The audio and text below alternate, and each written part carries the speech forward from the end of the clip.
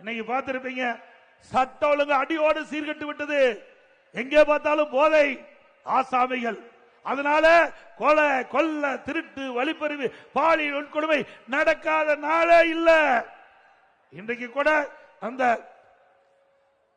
பத்திரிகையில பார்த்திருப்பீங்க, சென்னையிலிருந்து திருத்தணிக்கு வருகின்ற ரயில்ல ஒரு வட மாநிலத்தை சேர்ந்த ஒரு இளைஞர் அந்த ரயில் வரார்.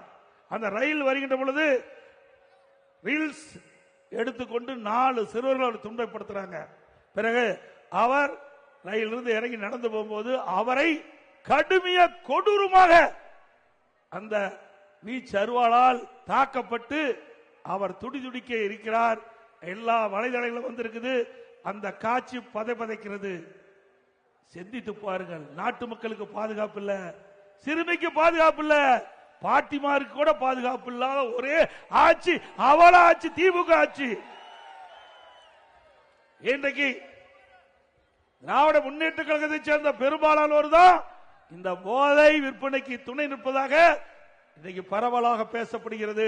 திரு ஸ்டாலின் அவர்களே, உங்களுடைய ஆட்சிக்கு வந்த பிறகு ஓராண்டிலே நான் எச்சரிக்கை கொடுத்தோம், சட்டமன்றத்திலே பேசினோம், தொலைக்காட்சியின் வாயிலாக பேட்டி கொடுத்தோம், அறிக்கையின் வாயிலாக வெளிப்படுத்தினோம். தமிழகத்தில் போதை நடமாட்டம் அதிகரித்திருக்கின்றது, அதை கட்டுப்படுத்துங்கள். இளைஞர்கள், மாணவர்கள் இந்த போதைக்கு அடிமையாகி சீரழிக்கக்கூடிய நிலை தமிழகத்தில் ஏற்பட்டுள்ளது.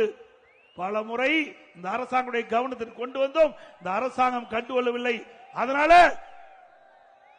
இளைஞர்கள், மாணவர்கள் பாதிக்கிறாங்க. தயவு செய்து அருள் கூர்ந்து பெற்றோர்கள், தாய்மார்கள் சிந்திக்க வேண்டும். நம்முடைய குழந்தைகளை நாம் தாம் பார்த்து வளர்க்க வேண்டும். இந்த ஆட்சியை நம்பி பிரயோஜனம் இல்ல. நாம் கண்ணும் கருத்துமாக நம்முடைய செல்வம் நம்முடைய குழந்தைகள் தான். நம்முடைய குழந்தைகள் தான் நம்முடைய செல்வம். அந்த செல்வம் இந்த ஆட்சியிலே அழியக்கூடிய நிலை ஏற்பட்டு விட்டது.